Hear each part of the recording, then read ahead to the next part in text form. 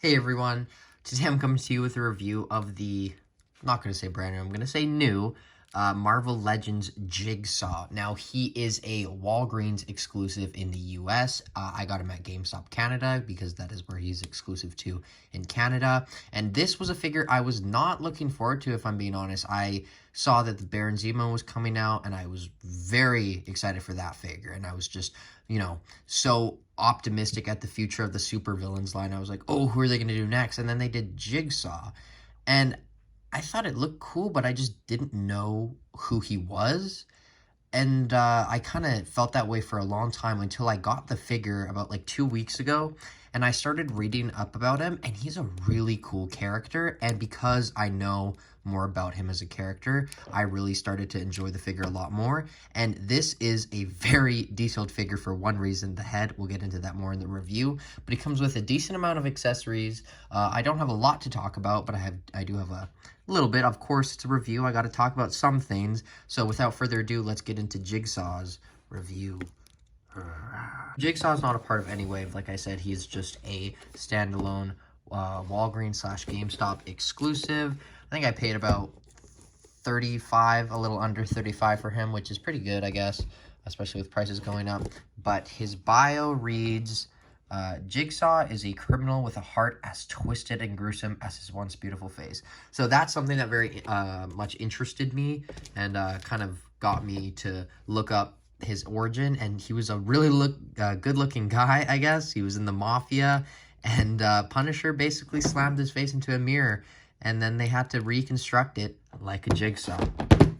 So that's why he's called Jigsaw. Just so smart. Just, brilliant. But the figure itself is, it's fairly simple. It's a white suit with a very twisted up head. But before we get into the figure, I want to get into the accessories. Now, he does come with a decent amount of accessories. He comes with a silver baseball bat. Now, this is the same one that was used with Hammerhead. Same mold used with the Punisher. So they've had this for a while, but obviously a different color. We get this shotgun, which is very, very cool. 2 holes at the end for the effects that you do get. So you get blasting ones and you get smoke ones. Now, please don't get mad at me. I actually can't find one of the smoke ones right now. And I guess it kind of makes sense because they are very small. But it's basically, this one's longer. The other smoke effect is basically the same. It's just a little different in the shape. If you want to see it, just look it up, I guess. But I didn't think it was too big of a problem to warrant me not actually reviewing this figure, because I did want to actually talk about him and do a video on him. So sorry for any inconvenience if you came to this video for the right smoke effect. I'm just, the guilt I feel is truly overwhelming. So the shotgun, I think we got this with Punisher, but it's fairly nice, especially the color scheme they used. I like that all his weapons have a consistent design and color scheme across the board, which is very cool. So shotgun, baseball bat we did so far, and then he comes with a machete, which is very nice. Here's the Punisher's. I'm going to show him in a comparison, but I want to show his machete. So I think the Punisher came with a lot of these weapons, but I think he was the first time that we got most of these. There you can see color difference. Obviously it's in black and silver. You got some paint on, I don't know what you would call those, but there's definitely some silver paint there.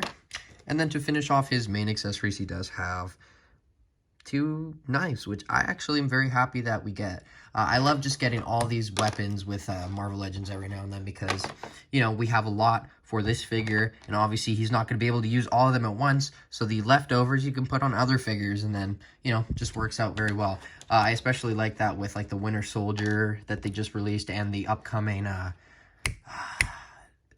the Gamerverse 2-pack with, I forgot his name, but, like 2 guys in suits. I think this is really embarrassing. Let me know in the comments below. You know what set I'm talking about. It just got shown. I'll probably think about it. But obviously the main thing I want to focus on is this head sculpt, and this is just insane. It is easily Hasbro's most detailed head sculpt. I want to get a close look at that. Wow. And then obviously when you get closer, you can see that, it's all just like very television-y, I guess, and staticky. guess that's the word.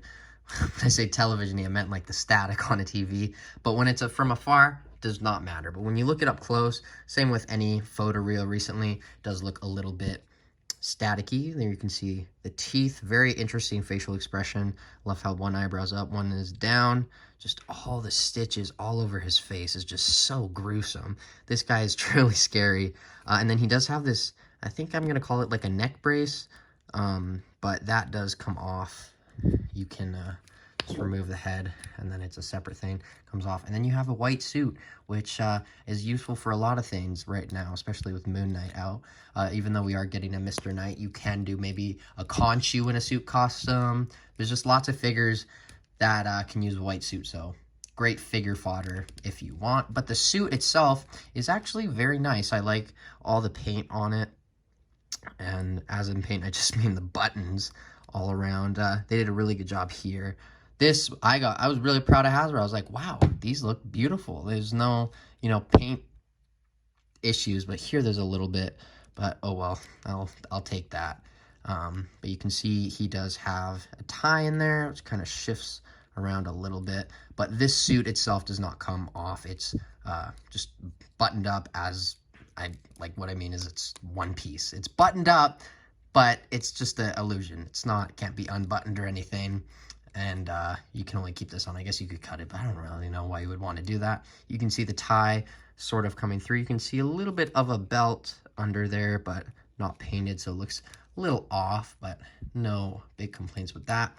Very bulky arms for a suit. I'm pretty sure, I don't know, there's just been so many suited figures recently, and I feel like none of them are on the same exact body. There's just little differences, and then they combine stuff from each of them, and then I kind of just lose track of what's from what.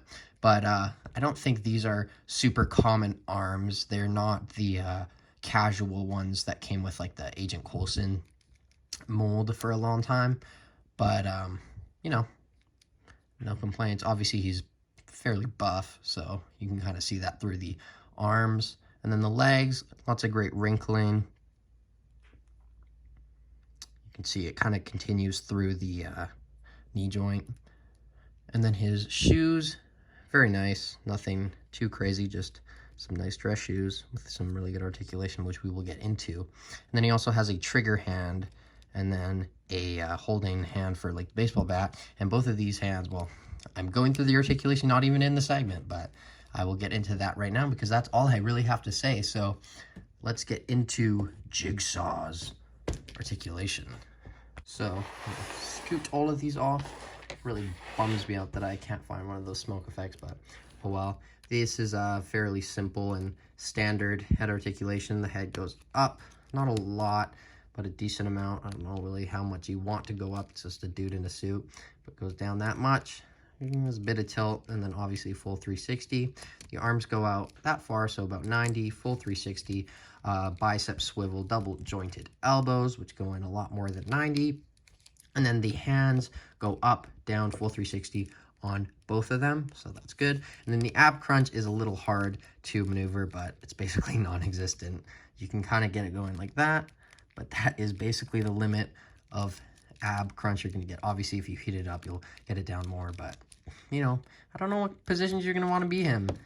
He's just going to be standing there, so I don't know what positions you're going to need to put him in. I mean, obviously, it's good to have the options, but I'm not having him displayed doing like a Spider-Man pose like that. He's just going to be standing up, holding his knives or something. But there's a waist swivel. The legs can kick up that much. They can go back, side, upper thigh cut, double jointed knees, and then the ankles have a swivel, and then they go up, down, and ankle rocker pivot. Also pegs on the bottom of the feet, which actually go in deeper than most dress shoes. I know that's a weird thing to say, but I do remember that some of the dress shoes and prior suited molds for Marvel Legends were very hollow and basically didn't really have a point, but that is Jigsaw's articulation. Let's get on to his comparisons. So honestly, not that many comparisons. I just have 3 figures that I kind of want to show him next to. So he is a Punisher villain primarily, so you can see him next to the Frank Castle on the motorcycle. That was a very great figure set, one of the best Hasbro's done, if not the best. So you can see him. There's the classic Punisher, the retro vintage card one. And then here is the MJ2 pack from, I believe, 2018 Spider-Man, because he does have a few interactions with Spider-Man every now and then, but weird Spider-Man figure to compare him with. I kind of just picked the first one I saw, but you can see that. So not a lot of comparisons. Very good Punisher figure. Very interesting. This head sculpt always interested me. It's very different. But anyway, let's get on to my final thoughts. So my final thoughts on the Jigsaw figure is, you know, obviously I'm not as huge of a fan of it as, say, a villain I would like have a connection with, like Zemo. But at the same time, Zemo was an amazing figure. Obviously, it was reuse, but they've been just putting out so much Marvel Legends recently, and a lot of it is new molds. So I do understand the need for reuse, especially on, you know, figures that you don't necessarily need to get. Just they're off to the side, and if you want to get them, you can get them, and if you don't, it doesn't matter, because it's not like a Build-A-Figure wave figure. But I'm interested as to why they chose to do supervillains for Walgreens exclusives this year, because I really was hoping for a wave 2 of supervillains. I know there was a lot of rumors, like a Mephisto, a Terrax, a lot of other figures to get re-released and made, but I will take this. I'm very happy to have it in my collection now that I know the character, because we don't have a lot of Punisher villains, and, you know, it's cool to get a few more street-level characters kind of just to have throughout your shelves, and he'll be a really nice addition to my villain shelves, so I'm excited to implement him there. But not a lot to say about him. Overall, I'm going to give him like I'm going to give him an 8 out of 10. There's nothing really wrong with it. It gets the point across. Great accessories. The value is, I would say, there. So if you want it, you can get it, but if you don't gotta get it. So that's all I really have to say about Jigsaw. Beautiful head sculpt. Did an amazing job with that. But yeah, let me know what you think of this Jigsaw figure in the comments below. Do you like it? Do you like the character? I definitely like the character a lot more now that I know actually who it is. Do you know who the character is? And just let me know your overall thoughts about the figure, and, you know, anything else that you feel the need to put down there. But I have been Jagger Collector as usual, and I will see you in my next video, which is Omega. Very cool figure, so I'm excited to talk to you guys about that. But until then, bye guys.